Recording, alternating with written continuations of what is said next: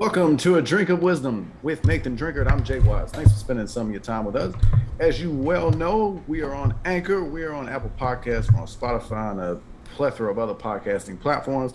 And if you're looking for us in the video format, you can find us on the A Drink of Wisdom YouTube channel. Check us out on all those locations. Like, listen, share, and subscribe. We appreciate it. Drink, great to have you along as always.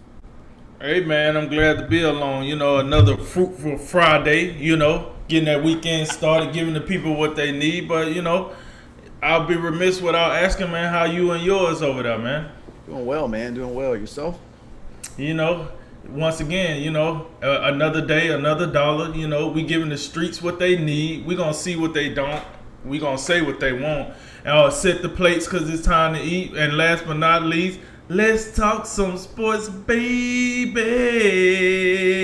Let's roll, Jay. I want to patent that Fruitful Friday. I've never heard that. I want that. I like that. Anyway, this is episode 4 of season 3, and the Colts are on Hard Knocks. It's Mahomes versus Lamar, and we're going to preview the weekend in college football. But we start with Thursday night football from last week, where the New York Giants played the Washington football team. And the old football team gets in the winning column. They moved to 1-1. The Giants fall to 0-2 by a score of 30-29. Taylor Heineke filling in for the injured Ryan Fitzpatrick, threw for over 300 yards. Antonio Gibson, 2 rushing touchdowns. Terry McLaurin, 11 catches, 107 yards, and a touchdown. In the losing effort, Daniel Jones threw for 249 yards and a touchdown. Also ran for almost 100 yards. And Sterling Shepard, big game for him, 9 catches, 94 yards, and a touchdown. Dustin Hopkins ends up getting the game-winning kick late. A offsides penalty by Dexter Lawrence gave Hopkins a second chance after he missed from 48. But anyway, it's the football team that gets this victory. Drink, outside of the penalty on Dexter Lawrence, which gave the football team a lift. What else stood out to you in this game? Well, it was a number of things, man. Like you said, let me start off with what you ended with. The undisciplined. We talked about Joe Judge. Joe Judge is one of the few special team head coaches in the league. And I think one of the backbones of him getting that job was how disciplined his special team units were. But I gotta say, a lack of discipline is probably what got you out of this game after when it's all said and done. So we expected a little more as far as the discipline go. But it's not just that. Listen, the Giants' offensive line, I wasn't impressed. Every time the commentator booth tried to give them, some flowers, they went around and they spit in their face every time. Every time I hear, Troy Aikman, hey, this offensive line is so improved. Oh, Daniel Jones going to get more time to throw the ball. And then Andrew Thomas proceeds to get his butt whooped right there on the spot every time. Money on the money. He's getting beat right at that moment. I'm not just saying it's just him, because I thought the line got beat a number of times, but I wasn't impressed. And if you want to say, oh well, you tend to look at the negatives. Well, it's not hard to look at the negatives when I look at Saquon Barkley's rushing yards and Devontae's Booker rushing yards, and the only person that actually got some pretty decent rushing yards was your quarterback, and he was killing them on the RPO schemes, because I don't know what the Redskins was doing. I mean, what the football team was doing, but every time they ran that scheme, Daniel Jones burnt them every single time. And he was scooting. I don't like you said before the show, I don't know if they was in the room and they was like, hey, that guy's white, he can't run. I don't know if that was the case, but he seemed to really catch him by surprise when he started running. Everybody was like, oh my God, Daniel Jones got wheels. We do remember last year when he had that long run. Mm-hmm. And then somebody or something came out and got him. The old turf monster, We still got that under investigation because that's an unsolved mystery. But we did see that last year, and that did happen. So we know he got wheels. I don't know what the Redskins were doing, but they was getting beat to sleep with that. But to talk about some of the positives with the Giants offense, I think, listen, for what it's worth, Sterling Shepard seemed to be the guy that they drafted, years ago. I really like what they got going on with him. I really like. I thought that he looked good. Kyle Rudolph, he made some timely catches out there. I thought he did very well. I guess another part of that Giants offense that had me scratching my head. What we doing with Kenny Galladay? What we doing? This was your number one acquisition from free agency. I was under the impression that you brought him in to be your number one receiver. However, in these first two games, I can't say that's what it looks like. I don't know if it's just they need more time to gel, or Galladay is just not feeling Daniel Jones' skill set. Daniel Jones not feeling Kenny Galladay's skill set. I don't know. But you mentioned when we was talking about this earlier, just laying some thoughts out that Galladay and somebody else might not be feeling Daniel Jones, or might not be feeling their role within the Giants offense. So that's something to look at in the future. But I did want to give Sterling Shepard his flowers, because in the first 2 weeks he seemed to be the go-to guy, and he seemed to be like the guy that's getting it done. Now on to the team that won, the Washington football team. Look, here's the deal. Even though they won the game, listen, we've been giving the Washington football team a lot of gravy on the defensive side of the ball. And we've been saying they was the second best defense behind the Rams if you look at the stats and you pull up the black and white, also known as the numbers for those of you that don't know what I mean by that. But when you pull up the numbers, the football team was the second best team. You brought up something very interesting. Look, I would venture to say the Bucs will probably say the toughest team that they played in the playoffs last year was that football team, and they played them pretty good. But I just, for what I thought I was going to see out this defense, that linebacker core is not really there. You got the defensive line. I think the secondary is okay. It can be better, but I think it's okay. But you can't just put everything on the defensive line. You gotta bring the middle linebackers. The linebackers in. You gotta bring in the secondary. I wasn't overly impressed with that Washington defense in the first 2 weeks, because we seen what Justin Herbert did, and then last night we seen what Daniel Jones did. I know what they say about Justin Herbert. That dude is gonna be the future. Daniel Jones, not so much. So that was a little concerning to me on the defensive side of the ball, even though, Jonathan Allen, he had 2 sacks, so he did come to play. He provided a lot of pressure up the middle, but Daniel Jones started getting the ball out, and I think that's where they was getting them. And then to the Redskins offense side of the ball, listen, Heineke, for what it's worth, I don't know if Heineke is going to be a starting quarterback in the league 2 years from now, 3 years from now, but I would say for the opportunities that he's getting now, I think the young man is taking them. He's playing, he played okay. He's playing number 2-ish. Not necessarily a starter, but you can put him number 2. He got like a little Brian Hoyer set to him right now. Keep him around, put him on the roster, see what he can do in preseason games, or when your starter get hurt and bring him in. He got that little feel to him. But he has some weapons. I wasn't overly impressed with Antonio Gibson. I think he was pretty much a dud last night. He didn't play very well, but shouts out to J.D. McKissick. He came, he did some things in the passing game. Didn't really do anything in the running game, even though he scored a 2-yarder touchdown last night. But in the passing game, he made that nice long catch in the passing game. So he shows you his worth in the passing game. McLaurin, just absolutely fantastic. Now that guy was set to be the number 1 receiver coming into the season, and he's living up to that bill right now. So I think he deserves his flowers. I like what they get out of Logan Thomas, the tight end.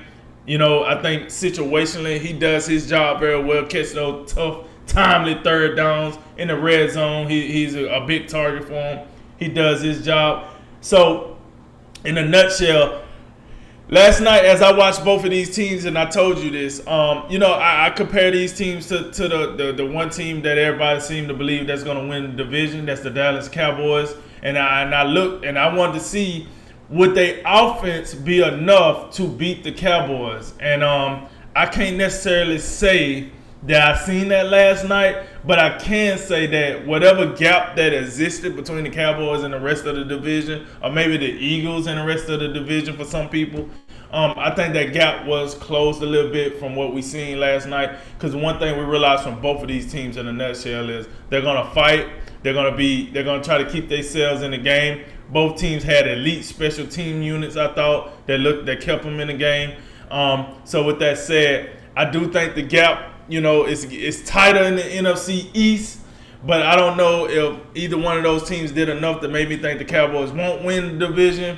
And last but not least, I wanted to just give a shout out to Thursday Night Football, because this was a game that most people probably thought was going to be a dud, turn off the game by halftime, but we ended up getting another thriller by field goal from the NFC East, and those are my takeaways from the game last night.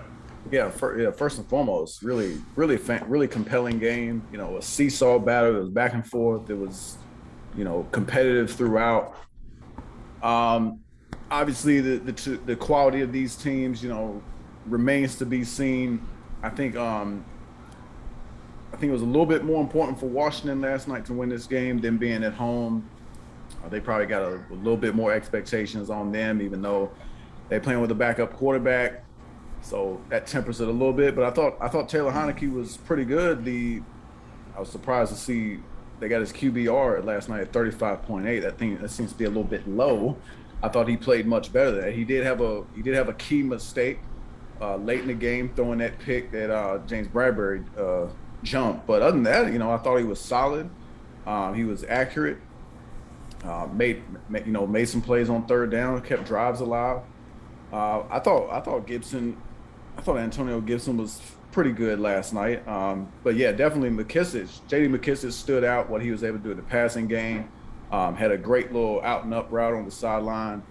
Terry McLaurin was really impressive last night. I think he's got the reputation of just being a burner that can beat you vertically. But he showed like he can, make plays in traffic over the middle. Pretty good route runner. So I like what he showed as well. But I think, just overall, if you step back and look at this, it's just, to me, like it does come down to coaching a little bit. I think it does, and it's Washington. They for all the clownery they've had recently on their team whether it's Daniel Snyder, whether it's sexual harassment, the Washington Post out here just breaking all the bombshells on them, and then you got the case of mistaken identity, or no identity, that is. They got Ron Rivera in there, and that means you're going to have a product out there that you can look at with some degree of respect. And I do agree. I think their defense, it's been a little underwhelming so far, but I still think they have a lot of potential to be, at minimum, this is I think this could be a top 10 unit at minimum. There's some things they obviously got to work on. I think the biggest thing they failed to do last night was account for Daniel Jones in the running game, because every time he ran his own read, they just crashed in on Saquon Barkley, and Daniel Jones was just off to the races. But overall, and both teams committed, a fair amount of penalties last night. But you look at the penalties against the Giants, they seem to be much more costly. And the one I didn't mention before the show that, is a big deal, Daniel Jones, had a touchdown run from, 60 yards or whatever. And you got this dude, C.J. Board, I believe, out here just holding William Jackson, 40 yards down the field. It was kind of questionable, though. Even Troy Aikman was like, I don't know, man. It looked kind of soft, but it wasn't. Yeah, it got called, so it wasn't. What it was. Yeah, and I didn't think it was. It wasn't the most obvious hold I've ever seen, but by the letter, I did think it was a hold, and I'm just looking at what do you? I know you're trying to get it done down the field, but you've already got this much yardage. So what if he tackles him? You've done a great job. So, but that's a 4-point penalty, and then, late the last 5 minutes of the game, after Darius Slayton drops that deep ball, the Giants commit back-to-back false starts, and that they end up having to settle for a field goal because of that, because they were moving up to that point. And then on the last drive that sets up Washington's game-winning kick, they get a neutral zone infraction, and then you had Dexter Lawrence jump off sides, that was really tight. You know, I thought even on the replay I was like, oh, did he? I mean, he moved, I know, but did he get across the line of scrimmage? So that was tough. But like even so, like Dexter Lawrence is like right on the ball there. So how are you moving? Period. And you're in the middle. You're the defensive nose tackle, whatever you're playing there. You're probably not blocking the kick. So how are you the one that moves, you know, before the ball does? So I just thought, you know, in totality, especially late in that game, the Giants, as you say, they looked undisciplined, and that's surprising because Joe Judge, that's what I thought that was his reputation, coming over as the special teams coach under Bill Belichick. Don't forget that other feather in his cap that he had when he came over. He was the wide receivers coach for 1 year when they had like no wide receivers worth talking about.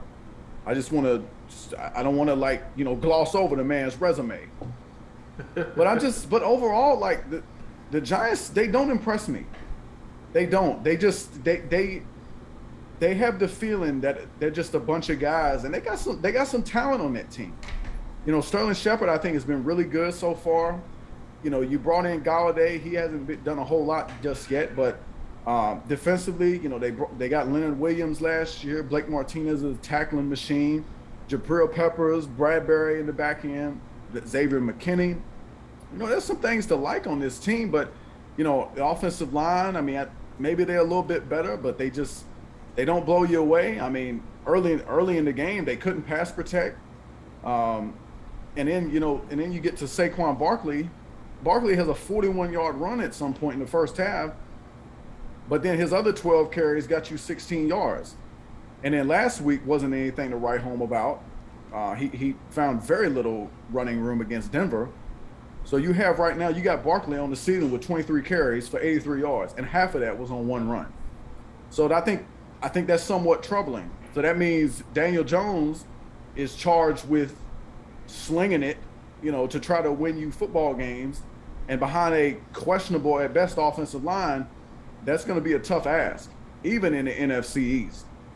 So I'm not impressed. I'm just not impressed by the Giants. And just to, you know, not to knock Daniel Jones too much, but the first 2 weeks of the season, and I know it's not purely a quarterback discussion, but you played against Teddy Bridgewater and Taylor Heineke. Now, I got a lot of respect for Teddy Bridgewater. He was sensational last week, but this is a guy who at this stage of his career is a journeyman. This is his third team in 3 years. And Taylor Heineke was taking classes at ODU last year or something. So I'm just saying, Daniel Jones was a top 10 pick. Taylor Heineke was not, and Teddy Bridgewater, it's been a long time since he was drafted at the end of the first round. So there's going to be tougher quarterback matchups to come. These were, I mean, especially in this game, you playing against Taylor Heineke, that doesn't bode that well. And just, at the end of the day, like, Ron Rivera, to me, just a little bit better than Joe Judge. I think that's the bottom line.